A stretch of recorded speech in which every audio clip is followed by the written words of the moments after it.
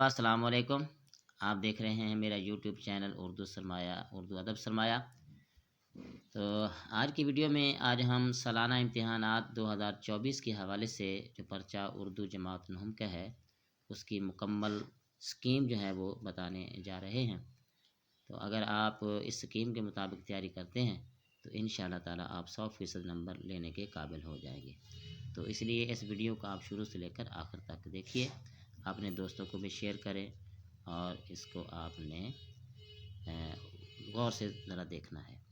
سوال نمبر اس کا ایک ہے ہمارے پاس معروضی سوالات، جس میں 15 نمبر کا ہوتا ہے، اور یہ سوال جو ہے بہت ہی اہم ہے۔ اگر بچے اس میں زیادہ سے زیادہ نمبر آپ حاصل کرتے ہیں تو آگے پھر آپ کو نمبر لینا آسان ہو جاتا ہے، اچھے نمبر آپ کے بن سکتے ہیں۔ تو اس میں سب سے پہلے جو ہے وہ تمام سبقوں کے جو MCQs ہیں مشق کے اندر، وہ آپ نے یاد کرنے اچھی طرح، اور بورڈ پیٹرن کے مطابق جو 10 نمبر ہیں وہ MCQs کے وہ مشقوں سے ہی آتے ہیں۔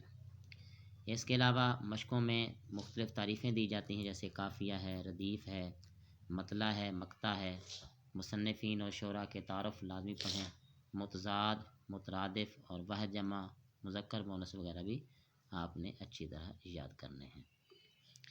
اسی طرح ہمارے پاس سوال نمبر 2 ہوتا ہے اقتباسات کی تشریح کے حوالے سے۔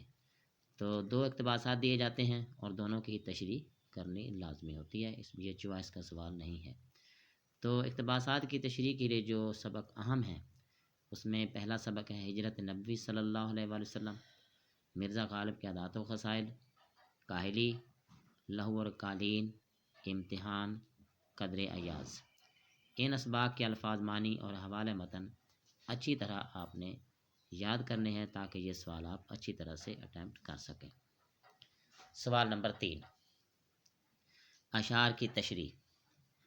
تو یہ سوال جو ہے یہ سوال بھی بہت اہم ہے، اور بہت سارے طلباء جو ہے اس کو اٹیمپٹ کرتے ہیں اور بہت ساری یہ تعداد اس کو چھوڑ دیتی ہے۔ تو آپ نے تیاری اس کی کچھ اس طرح سے کرنی ہے کہ آپ نے تمام غزلوں اور تمام نظموں کے پہلے 4 اشعار آپ نے اچھی طرح ان کی تیاری کرنی ہے۔ اور تو انشاءاللہ اگر آپ پہلے 4 اشعار بھی اچھی طرح تیار کر لیتے ہیں تو انشاءاللہ یہ سوال آپ اٹیمپٹ کرنے کے قابل ہو جائیں گے۔ اس کے علاوہ نظموں اور غزلوں کے شعراء کے نام بھی آپ نے یاد رکھنے ہیں۔ سوال نمبر 4، سبق کا خلاصہ۔ تو سبق کا خلاصہ جو ہے یہ بہت ہی اہم سوال ہے۔ سبق کے خلاصے کے حوالے سے جو سبق اہم ہیں وہ بھی ہجرت نبوی صلی اللہ علیہ وسلم، مرزا غالب کے عادات و خصائل، کاہلی، لہو اور قالین، امتحان، قدر ایاز۔ تو ان سبقوں کو آپ نے اچھی طرح یاد کرنا ہے۔ تو انشاءاللہ تعالی جو ہے ایک سبق کا خلاصہ انشاءاللہ اس میں سے لازمی پوچھا جاتا ہے۔ اس کے علاوہ ان سبقوں کے جو مصنفین کے نام ہیں وہ بھی آپ نے یاد کرنے ہیں۔ سوال نمبر 5 میں نظم کا خلاصہ یا اس کا مرکزی خیال۔ نہم جماعت میں 4 نظمیں ہیں، ان تمام کے مرکزی خیال اچھی طرح یاد کر لیں۔ ان نظموں کے شعراء کے نام بھی یاد کریں۔ سوال نمبر 6 میں خط یا درخواست، یہ چوائس کا سوال ہے۔ خط تعداد میں زیادہ ہیں اور درخواستیں 5 یا 6 ہیں، تو آپ اچھی طرح سے درخواستیں اچھی طرح یاد کر لیں، مگر یاد رکھیں درخواست کا جو مواد ہے وہ 1 پیج سے کم نہ ہو۔ خاص طور پر اجتماعی درخواستیں اچھی طرح یاد کریں۔ اجتماعی درخواستوں سے مراد یہ ہے کہ جو مختلف محکموں کے جو آفیسروں کے نام لکھتے ہیں، مثال کے طور پر صفائی محلہ کی درخواست ہے، اس کے علاوہ ڈاکیے کی شکایت کے لیے، راشن ڈپو کے خلاف درخواست ہے، تو اس قسم کی جو درخواستیں ہیں یہ اجتماعی درخواستیں کہلاتی ہیں، جس کے میں آپ اینڈ میں العارض کے بعد آپ لکھتے ہیں اہل علاقہ یا اہل محلہ۔ سوال نمبر 7 میں جو ہے سوالات کے مختصر جوابات۔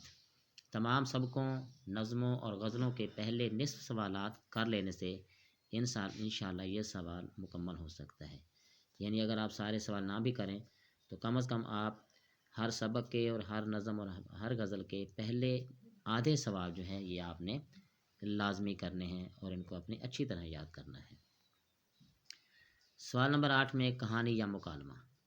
تو یہ بھی ایک چوائس کا سوال ہے جس میں کہانی یا مکالمہ کرنا ہوتا ہے، تو آپ نے مکالمے پر فوکس کرنا ہے، کیونکہ کہانیوں کی تعداد بہت زیادہ ہے اور مکالمے جو ہیں وہ 5 6 7 ہیں، تو یہ آپ آسانی سے یاد آپ کر سکتے ہیں، اس لیے مکالمے پر ہی آپ توجہ دیں گے، مگر یہ یاد رکھیں کہ مکالمہ آپ نے اچھی طرح ہی تیار کرنا ہے۔ سوال نمبر 9، یہ سوال نمبر 9 جو ہے یہ اردو نحو کا جو ہے بورڈ کے حوالے سے آخری سوال ہوتا ہے، جس میں ضرب الامثال یا محاورات کرنے ہوتے ہیں۔ تو یہ جو ہے چوائس کا سوال ہے، جس میں اپنے ضرب الامثال کی تکمیل یا محاورات کو درست کرنا ہوتا ہے۔ تو آپ اس میں سے کسی بھی ایک چیز کو آپ کریں، دونوں کو کرنے کی ضرورت نہیں ہے۔ آپ ضرب الامثال پر فوکس کریں، لیکن ان کو اچھی طرح تیار کریں، اس میں املا کی غلطی بالکل قابل قبول نہیں ہوتی۔